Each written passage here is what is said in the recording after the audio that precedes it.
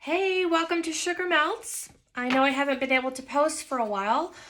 It's been such a crazy year. I've moved twice, I've had two jobs, and just coming off of the most recent move. So I'm actually recording from my new space for the first time. It's been with all the boxes and just furniture shopping and relocating, finding the new grocery store. Haven't had a lot of time to craft, unfortunately. And when I have had time, I really wanted to make the most of it. I didn't want to spend a lot of time just thinking and planning. I just wanted to get in there and get my hands onto something. So I've been using from Kylie Bertucci's channel, Kylie and Bruno's Scrappy strip technique. Oh my gosh, this is really fun, really fast, really easy, very pretty. And I've made a bunch of cards using this technique. And today we're going to make some Christmas cards, and I'll show you how to do that because I looked up and it was October and I hadn't done a single Christmas card. Usually I'm done by this point and I hadn't even started.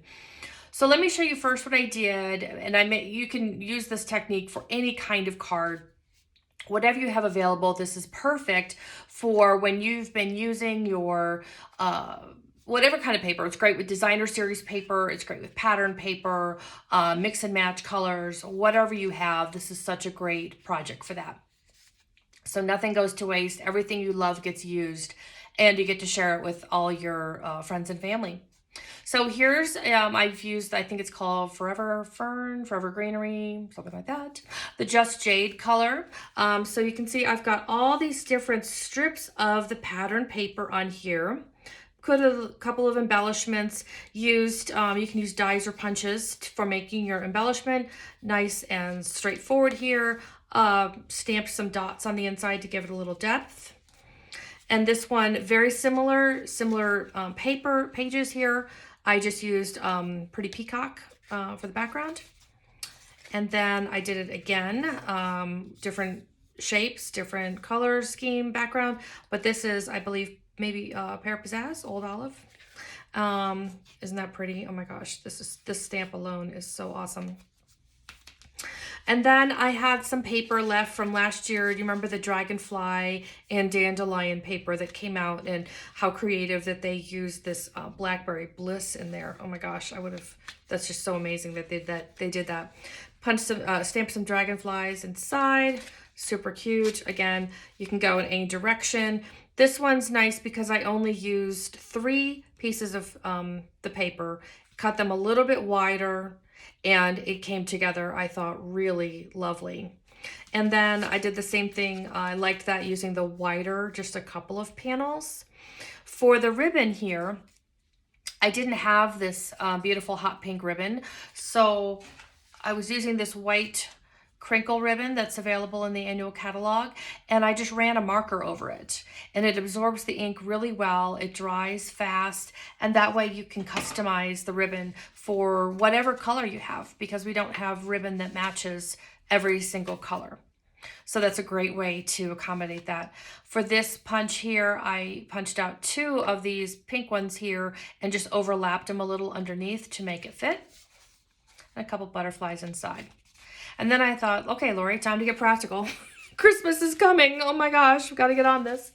So I started pulling out some old paper that I had from seasons past that I never used up, strips of it, and how could I make them into Christmas cards. So you may remember this beautiful pattern here that uses, it's got some little mittens and trees. It's got the beautiful purple and blue, which is so lovely to have every now and then, the Christmas card that isn't the traditional red and green. It's so lovely to see using other colors in there. So there's those 2 examples. Now here's a third one. So here's a third example. Super cute. And then I found this kind of country paper. So just use some linen thread on that, on this old olive paper. And of course you could stamp inside whatever you wanted to for a greeting. This is using the paper that was out just 2 years ago. You may remember it was a 6x6 pack, or one side has a lot of silver reflection paper, glossy, foily type, and the other side were these beautiful images of plants and flowers and trees in the woods, and it had a very Highland heather and navy back idea behind the themes. Same thing, same white crinkle ribbon, and I just ran the Night of Navy over the ink, over the ribbon, and there I've got my card comes together. So super cute. So for today's video, we're gonna stick with this theme, and I'm gonna do some Christmas cards. And the paper that I found, oh my gosh, so I found another pile of paper that I hadn't been using. I thought, well, this is what we're doing for Christmas this year. So these papers come from some, again, old catalogs. Let me see what I got here. So from this catalog from back 2017 holiday catalog, the paper at the top of page 12 with that beautiful green and black. So one reason to save your catalogs, when you get your papers out and go, okay, I'm going to do something with this, remember at the bottom of your description here, they always put in what colors are the themes for these in Stampin' Up. So you've got your basic black, old olive, and whisper white. So I knew to break out then my old olive stamp pad when we would start this project. So I've got that handy. I've got my old olive marker, just in case I want to use the marker. Just great reason to keep all these catalogs around for reference. And then the other paper that we have here is the Be Merry. And this is from, how far back are we going on this one? 2017 annual catalog. And again, the colors underneath that, cherry cobbler, garden green, and whisper white. So I pulled those out. And I haven't started to chop this paper down any further than what I've already done. So what I did do though was I pulled out an 8.5 by 11 sheet of paper, and I cut it in half, and then I cut half of that in half. So I've got one here that's 8.5 by 5.5, and then one sheet for matting, and then one sheet for holding the images. And this will, it's gonna come together, I'm confident. And I've got it here a long way, so this one instead is going to be 11.5 by 4.25. And again, one sheet for being the mat and one for holding, gluing the paper onto this. So you've got that now in cherry cobbler, and then one in old olive. And then I figured we'd go ahead and just start with the black paper today, and then we'll see how far we get. So I don't really know what I'm doing here. I don't really have much of a plan, so we'll see. We'll see how this comes together. So this is sort of divided. I've got, and since it's two-sided, what I find to be the trickiest with all of this is remembering what you have on each side as you go back and forth. So if you think you're out of something, for me, I'm not always good at remembering what was on the opposite side. So that's just you know, something to keep in mind if you're following along with this, how to pull this all together. Okay, and then here's the red and green, and maybe this will be a second episode. Maybe I'll have time tomorrow to work on the red and the garden green, and we'll see how far we get. Okay, so we have our, this is going to be the base of our card here. And remember, measure twice before you cut. I think this is the larger of the matting. It should be pretty tight there. And then this one should be the smallest. Okay, this is the smallest. So this will be the piece that we're actually gluing the paper to. I'll show you how we do this. So I've got this sheet here. Now, when I'm doing the images, there's a couple things you want to keep in mind. If you like the, let me go back and find it, the example. If you like this idea of just doing 3, you may be happiest, you might be, if you go long ways. If you want to get a whole bunch of images in there, you may be happiest if the card is portrait. So, or sorry, landscaped versus portrait. Just think about that as far as how many papers you have, what you envision it looking like. So for the black and white, I'm really not sure yet. But since it's, okay, so you double check again. See, I start moving things around. This should be the smaller one. Oh, glue is already everywhere. This is a gluey project. Oh my goodness. So I'm just gonna set this aside so I don't accidentally grab the wrong one. See, I've been gluing here. Got glue particles all over. If we wanted to go long ways, this is kind of what this would look like. You can look at all the different papers, see which ones you like. Okay, this is a duplicate, so I can move this one out of the way. You'll also notice, depending on where you cut it before, that may be a limitation. I know some people say to go ahead and cut your paper down early as soon as you get it, but this is why I don't, because I don't know long term what I'm going to do with paper, and so I don't want to limit myself how I can use it going forward. I do like the trees, so I'm going to keep that in there. This kind of holly going on there, I like that. And let's see here, what's on the back side. Ooh, this is really pretty. All the different little snowflakes. So we got two little snowflake images here. And then I've got this big one here with the white. I'm not sure I'll use this one because there's a lot of white going on with the trees. So I'll set that one aside. So, well, this will fit either way I cut it. So when I cut it down, you just want to make sure that it's going to go off on both the top and the bottom of your paper, whichever direction you decide to go. I'm leaning towards this. I don't know. So many. This is why it's dangerous that I just turn the camera on and start going. Which one do you think, guys? Which one? The small, the little, like, this to me looks kind of like that whole Star of David idea, the beautiful summer nights. And this one, oh, but that looks good. It's not as busy because the trees have a lot going on there. So I think I'm going to use this paper. Plus I've got two of them, so that's good. So I'll use this paper. The other thing to consider when you're doing this, because you're covering a lot of the paper, like this piece here, most of it's going to get covered with this pattern paper. And this one has this bent corner. I like to use any paper that may have a corner that's been bent or something that really isn't perfect to dominate a card, because I'm going to be chopping it up anyway. So think about that. If you've got two pieces that, you know, which piece could I use? Which one isn't perfect? Because that would be a really good idea for these cards then. Okay, so now what we want to do is I'm going to do long ways and see what this looks like when we chop it. There's not a lot of rules for this. There's not a lot at all. Get out my chopper here. So let's see, for this does not have any direction to it at all. What you're going to do when we glue this down, okay, so this will be our paper, and we're going to have 3 different pieces from each one.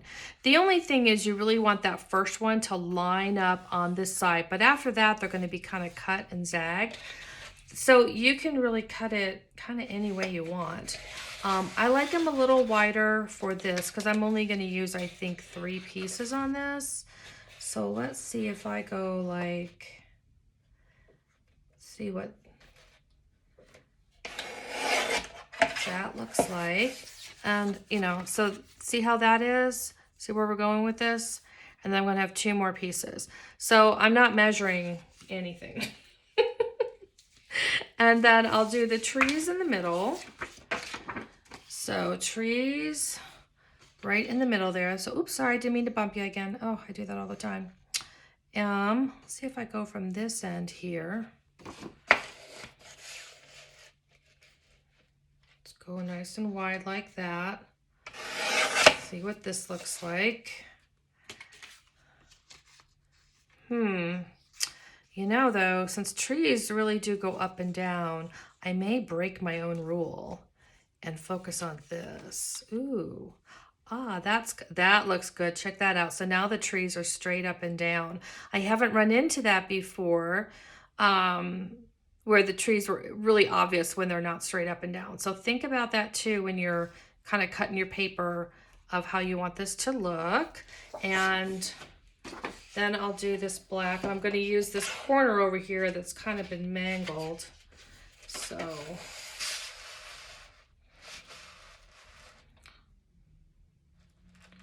we'll do like that. Okay. Let's see how it comes together. Okay. So I use a silicone mat. If you have one, this is exactly what it's designed for because of all the glue. And then I have a scrap piece of paper, and I honestly just take scrap paper, paper from the mail, something I was going to be throwing away, something I was going to shred, and that's my scrap paper for these projects. So let's see what this is going to look like here. So the tree, since it's the only white one, I really kind of want that in the center, but I always start from the side. So what's this going to look like here? So if that is there, I may just glue the tree first. There we go. Flip that like that. And then we're just going to be trimming down. So this is a lot like the Starburst cards we made. So there we go. So there's this. A lot like the Starburst cards, but not even as structured, just even less structure, which I didn't think would be possible. But so normally I'm going to start with this one, but here I am recording going, nope, not going to do it this time because of my trees. So kind of want that tree in the center there because it's white. Okay, so just get a lot of glue on this. Here we go. Okay. And I do like this Tombow glue because it doesn't get too hard and crunchy, if you will. It stays pretty flexible when you go to apply it and it dries. It doesn't become too dry, or not too dry, but too stiff, where you feel like your card's going to crack underneath you. So there's one. And then when I put on the piece, so watch your top, narrow to narrow here. I leave just a little sliver there so that they can see the other color that goes through there. I want to make sure my corners and edges are covered. It's not the worst thing if it isn't. You can always just put some more paper on there, cover it with something, but this is kind of the goal. That's where we're going here. So, okay. I keep smearing it so that it's nice and thin. So I don't want any bubbles. So I've got just a hairline, little bit of that black cardstock showing through. Nice and smooth that out. And how fun is that to get a card that's different, unique, different colors even than you would expect. And I want to make sure that this bent corner is not impacting the outcome of the card. So we'll make sure that falls off, but then this piece of paper is still getting used. Nothing goes to waste. Okay. But you can see now why there's so much glue involved, because it comes off the edges. So you don't know exactly where you're going to end up pressing it down until you're right there in the moment. This is going to be quite a lovely card. So got a little bit of that cardstock showing through. Okay. Just give that a quick second to dry. And get out the scissors here. Okay. And you can, press it down, upside down, use your roller, whatever you need to do if you have a little excess glue, no big deal. You can see there's some glue around there. And now what we do is you can use your trimmer or scissors, whatever you prefer, to cut the edges off. Flipping it over makes it really easier to see where the edge of your paper is. And you can always go back later if it doesn't, like I've got this piece here. So we'll go back, trim this down a little bit more. Ooh, look at those colors on the other side, those greens. How pretty would that be on the olive, the old olive cardstock? Oh my gosh. So it all just comes together really fast too. And it's not a lot of, you know, mental challenge at the end of a day when you're tired and then you're trying to be creative after work. It's sometimes, I think when I'm tired, it's a little harder for me to be creative. And so having this technique, thank you, Bruno, has really just been a gift for me to not be so stressed when I'm trying to do a project. Got a little bit of something there, so we'll have to cover that or use an eraser on that. That's okay, we could do that. Not a problem at all. Okay. So now another trick that I want to show you here. Before I glue this onto here, so this will be my mat. Most of this paper is never going to be seen because it's under here, but I don't want to sacrifice a whole sheet of paper when I need one more piece. So remember when we were doing like this card here, this piece here, this light blue under the mat here can be cut from the center of this mat. So watch this. You just get this way up into the center of the card, and you can look and see where you can get it closest to the center. Pop that out. And now when I go to secure this, I'll be able to use this right there, cover up that spot, and it won't be, nobody will be able to tell, okay? You can run ribbon either between these two or under this one also. It's just personal preference.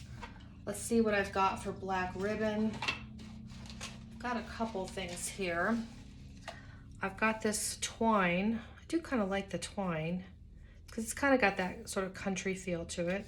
I've got something that's a little more sheen, but this really isn't sheen paper. You know, glossy, whatever.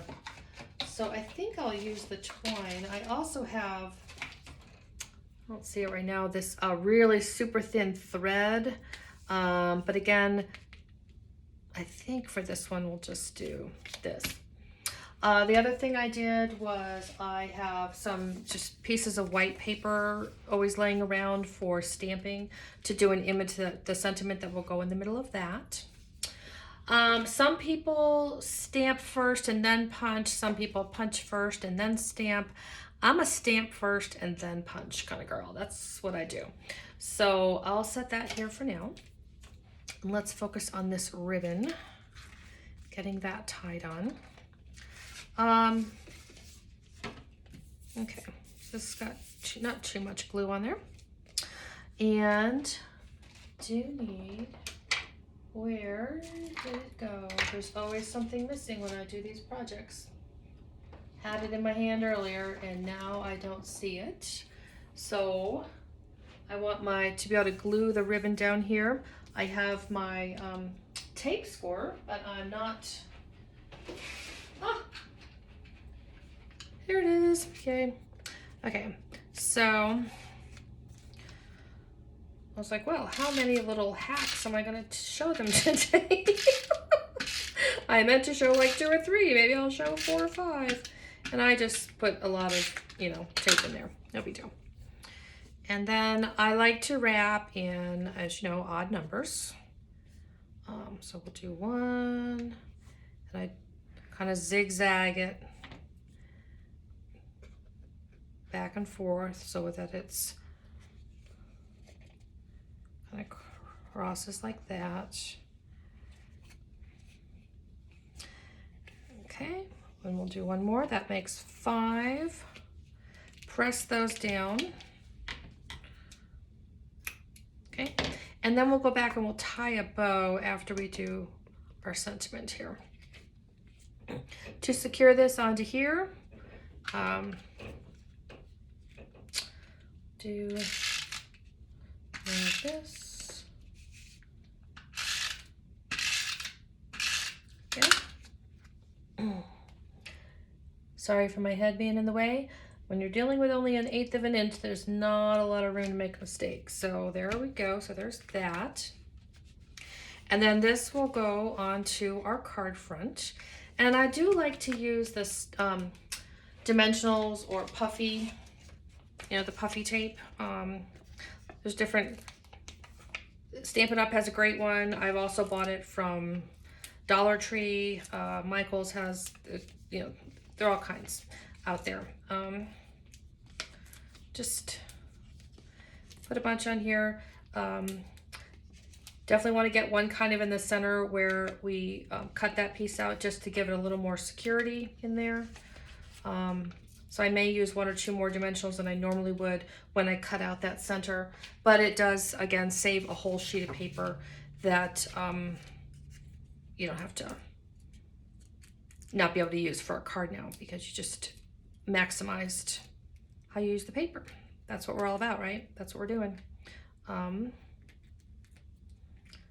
Okay, getting all these little doohickeys off.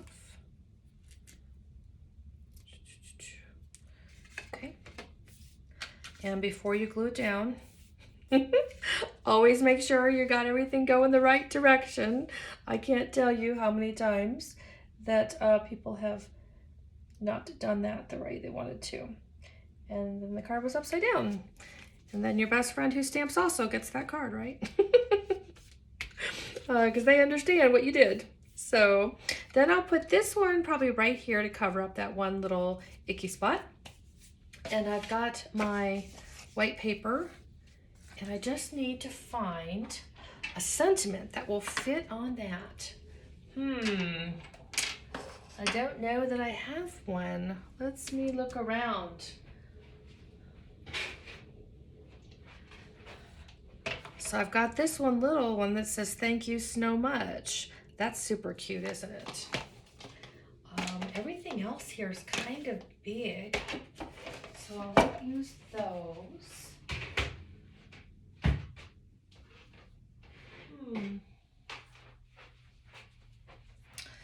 These also kind of large. I wonder how big this Season's Greetings is. Oh, it looks like it's already on a stamp. There it is. Yeah, that's probably going to be larger than I wanted. Let me look at my punch. Oh, that actually will fit. So that's how I decide if I'm going to be able to fit it on the punch or not, is I put it on the block and then I lay it over the punch. I've also got, oh, it fits on that one too. Perfect. Oh, I've got choices. And just stand over here looking at these punches. Ooh, this is cute too. Ooh, that's cute. Wonder what that would look like. Ooh, I like that. That's gonna be the one. This is the one, I think. Okay. I've got 2 memento pads. One is really well inked, one is not. We'll see which one this is. I stamp it off on,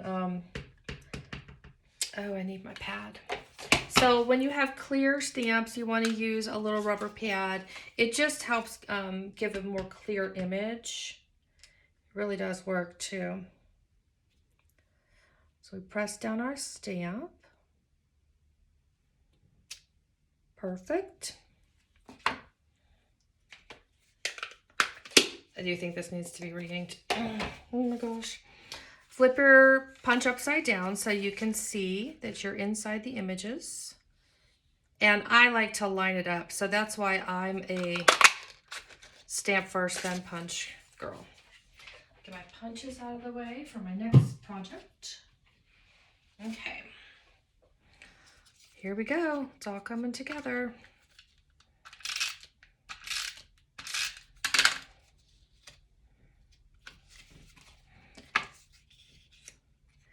And then I'm just going to line this up. Perfect. And then I'll probably use dimensionals here too, because that's what I do. So that's what I want to do. And I'll just put one in kind of each corner.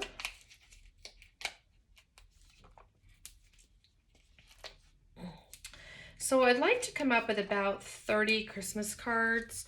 I think at this point I have 7.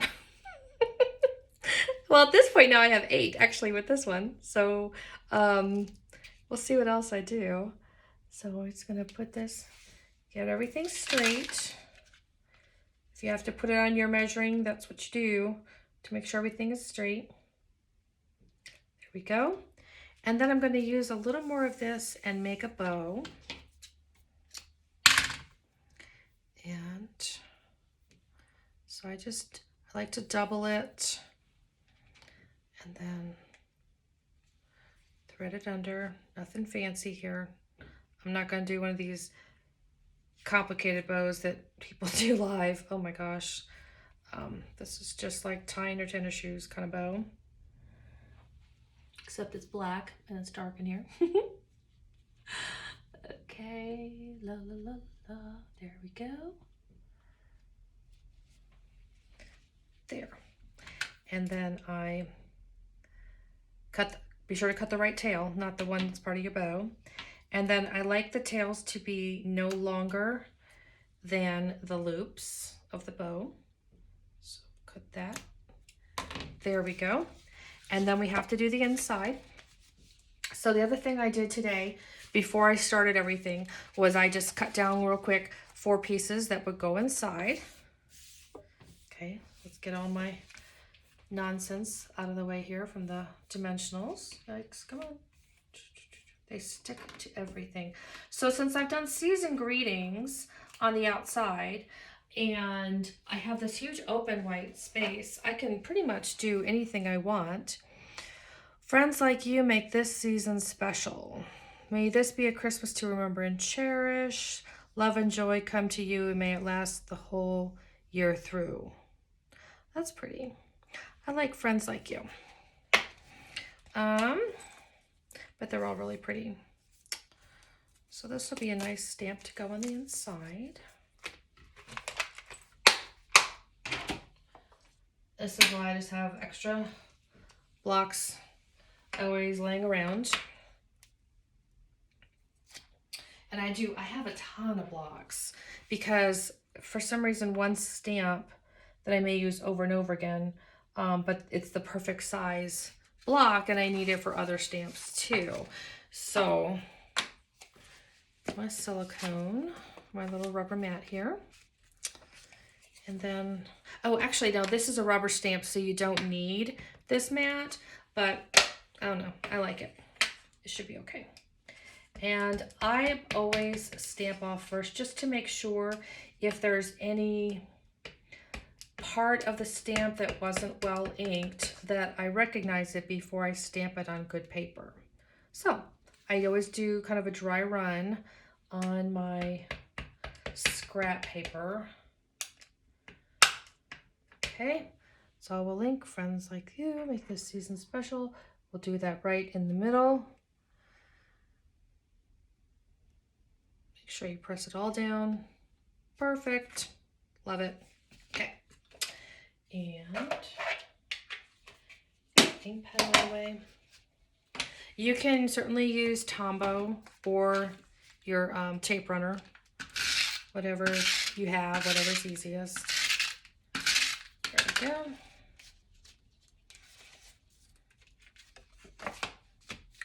Okay.